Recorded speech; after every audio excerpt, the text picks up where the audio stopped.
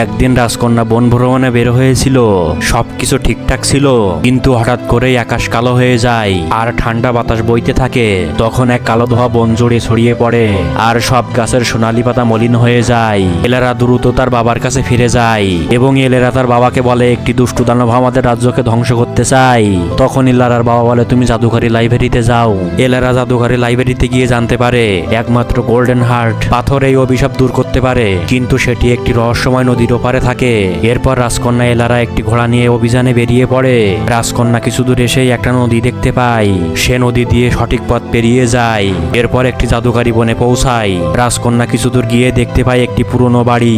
রাজকন্যা সাহস করে এগিয়ে যায়। তারপর রাজকন্যা গোল্ডেন হার্টটাকে তার কাছে নিয়ে নেয়। এরপর রাজকন্যা দুষ্টু দানবের কাছে যায় এবং সেই গোল্ডেন হার্ট দানবের গায়ে ছুঁড়ে মারে। তখন এক বিশাল সোনালী আলো ছড়িয়ে পড়ে।